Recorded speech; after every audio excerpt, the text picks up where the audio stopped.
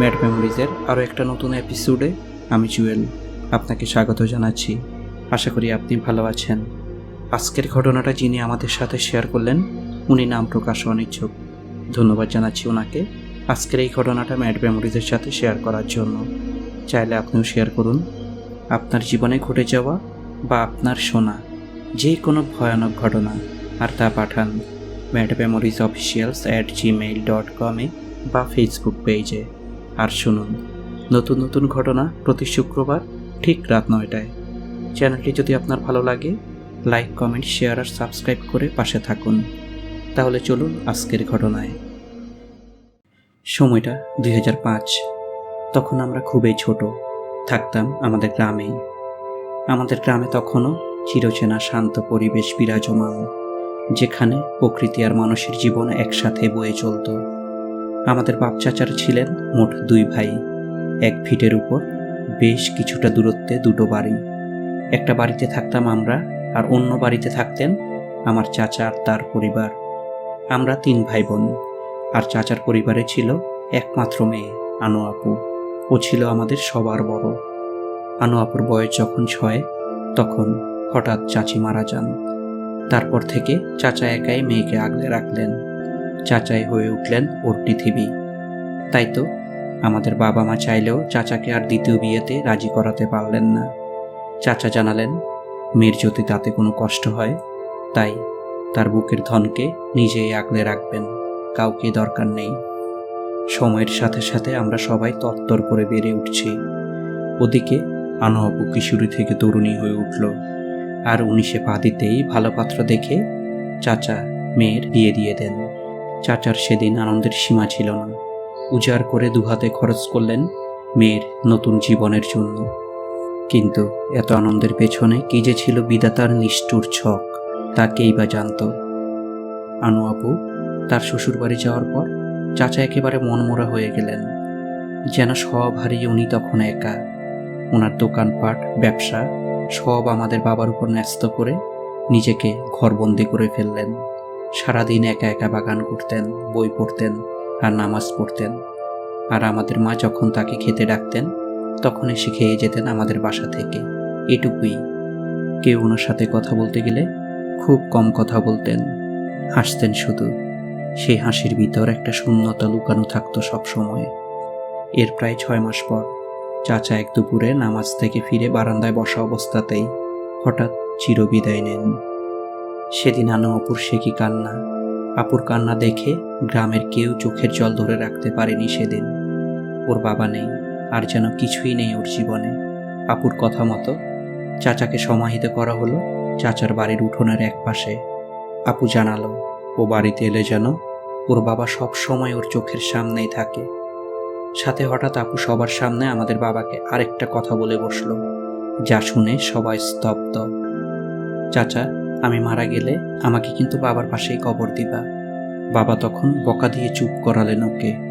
কিন্তু কেই বা জানতো ওর কথাই যে একদিন বাস্তব হয়ে ধরা দিবে। চাচাকে সমাহিত করার পর আনো আপু চলে গেলেও শ্বশুর বাড়ি, আর ওদের পুরো বাড়ির দায়িত্ব পড়লো আমাদের উপর। যার সময় আমাকে বলে গেল ওর বাবার কবরটা যেন যত্নে রাখি। আপুরা যাওয়ার সময় দুলাভাই বাবা মার কাছে দোয়া চাইল, আর তখনই জানতে পারি আনো আপু তখন প্রেগনেন্ট। চাচা মারা যাওয়ার প্রায় 4 মাস পর আনো আপুর সন্তানের জন্মের সময় ঘনিয়ে এলো। আমরা সবাই চেয়েছিলাম ও যেন আমাদের বাড়িতেই তার সন্তানের জন্ম দেয়, কিন্তু ও শ্বশুর বাড়ির লোকজন রাজি হলো না। একটা সময় উপস্থিত হলো সেই অন্তিমক্ষণ। মা আমাদের 2 ভাইকে নিয়ে রওনা হলেন আনো আপুর শ্বশুর বাড়ি। আমাদের বাড়ি থেকে প্রায় 3 ঘন্টার পথ। আপুর শ্বশুর বাড়ি পৌঁছেই শুনি আপুকে নিয়ে গেছে হসপিটালে। ছুটলাম হসপিটালে। তখন দুপুর প্রায় 2টা। হসপিটালে পৌঁছেই আমরা যা দেখলাম তা দেখার জন্য আমরা কেউ প্রস্তুত ছিলাম না। আমাদের আনো আপু আর নেই। ওর মুখের দিকে তাকাতেই মনে হলো যেন ও ঘুমিয়ে আছে, হাসি মুখে। ঠিক ওর বাবার গলা জড়িয়ে ধরে যেভাবে হাসতো সেই হাসি, যেন এইমাত্র ওর বাবা এসে ওকে বুকে জড়িয়ে নিল। আপুর লাশ নিয়ে যাওয়া হলো ওর শ্বশুর বাড়ি। দুলাভাইদের পরিবার আর তাদের সমাজ আপুর দাফন কাফনের ব্যবস্থা করে ফেলল ও বাড়িতেই। এমন সময় হঠাৎ আমার বুকের মধ্যে একটা মোচড় মারল। আমরা ছাড়া তো ওর আর কেউ নেই। ওর একমাত্র আর্জি ছিল ওর কবরটা হবে ওর বাবার পাশেই। তাই হঠাৎ আমি সবার সামনে দাঁড়িয়ে বলে উঠলাম, আপুর কবর হবে ওর বাবার পাশেই, ওর ইচ্ছে অনুযায়ী। শুরু হলো দীর্ঘ তর্ক। সব শেষে আপুর ইচ্ছের কথা মনে রেখে ওরা রাজি হলো। আর সন্ধ্যার মধ্যে আমরা ওকে নিয়ে ফিরলাম আমাদের বাড়ি। সিদ্ধান্ত হলো পরের দিন সকালে আপুকে দাফন করা হবে। বাড়ির উঠোনে রাখা হলো আপুর লাশ। একে একে গ্রামের সবাই এসে দেখে যাচ্ছে আপুকে। রাত 11টার পর লোকজন আস্তে আস্তে কমতে শুরু করলো। আমরা তখন আপুর লাশটাকে বারান্দায় নিয়ে আসি। হুজুর দোয়া দুরুদ পড়ছেন, সাথে আমরা সবাই বসে আছি আপুর লাশের পাশে। বুকটা ফেটে যাচ্ছে। এ বাড়িটা কত হাসি খুশি ছিল। বাবা মেয়ে মিলে এ বাড়িটা পুরো মাথায় তুলে রাখত। আমরা 3 ভাই বোন সবসময় আপুর সাথেই থাকতাম। আমরা উঠোনে খেলতাম। আর আজ সেই বাড়িতে একটা প্রাণীও নেই। বাড়ির শেষ বংশধরের নিথর দেহটা পড়ে আছে মাটির অপেক্ষায়। রাত তখন প্রায় 3টার উপর। সবাই বসে আছি আপুর লাশের পাশে। আমরা সবাই হুজুরের সাথে সাথে চোখ বন্ধ করে দোয়া পড়ছি।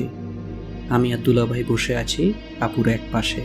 আমাদের পেছনেই ওয়াল, আর সামনেই বারান্দার গ্রিলের ফাঁক দিয়ে দেখা যাচ্ছে বাইরের পুরোটা উঠোন। এমন সময় হঠাৎ আমার চোখটা গেল বারান্দার গ্রিলের দিকে। আর যা দেখলাম তা দেখার সাথে সাথেই আমার শরীরটা শিউরে উঠল। বাইরে থেকে গ্রিলের মধ্য দিয়ে একটা মুখ দেখা যাচ্ছে, একটা দুঃখী যন্ত্রণা ভরা মুখ। চাঁদের আবছা আলোয় আমি স্পষ্ট চিনতে পারলাম এ তো চাচা, অর্থাৎ আমাদের আনু আপুর বাবা। বাইরে দাঁড়িয়ে বারান্দার গ্রিলে মাথা ঠেকিয়ে এক দৃষ্টিতে তাকিয়ে আছেন আনু আপুর দিকে। চোখে অসীম কষ্ট। লুকিয়ে লুকিয়ে মেয়েকে শেষবারের মতো যেন দেখতে এলেন। আমার শ্বাস আটকে যাচ্ছে, হাত পা অবশ হয়ে যাচ্ছে। চিৎকার করতে চাইলেও পারলাম না। বেশ কিছুক্ষণ এইভাবেই তাকিয়েছিলেন উনি, চোখ সরাচ্ছেন না মেয়ের উপর থেকে। এরপর ধীরে ধীরে ওনার মুখটা সরে গেল। চলে যাচ্ছেন উনি, কিন্তু কোথায় যাচ্ছেন খুব জানতে ইচ্ছে হলো আমার। বসা থেকে দাঁড়িয়ে গেলাম। দেখি চাচা হেঁটে যাচ্ছেন ঠিক উঠানের এক কোণায় ওনার নিচের সেই কবরের দিকে। আর কবরের কাছাকাছি যেতেই উনি যেন হাওয়ায় মিলিয়ে যান। আর সেদিনের ব্যাপারটা শুধুমাত্র আমার চোখেই পড়ল, আর কেউ ব্যাপারটা খেয়াল করলো না বা কারো চোখেও পড়ল না। সেদিন ভয় পেলেও এখন আর সেই ভয়টা নেই। এখন আমি একাই থাকি আনু আপুদের ঘরে। আনু আপু আর চাচার কবর দুটো বাবা পাকা করে ফেললেন। ওই দিনের পর থেকে এখনো পর্যন্ত আমাদের কারো চোখেই কোনো অস্বাভাবিক কিছুই চোখে পড়েনি আর। কেমন লাগলো আজকের ঘটনা কমেন্টসে জানান। ভালো লাগলে লাইক আর শেয়ার করে দিন। সময়টা ভালো কাটুক আপনার, সুন্দর হোক আজও আগামী। শেষ করছি আজকের এপিসোড। ভালো থাকুন, সুস্থ থাকুন। ধন্যবাদ।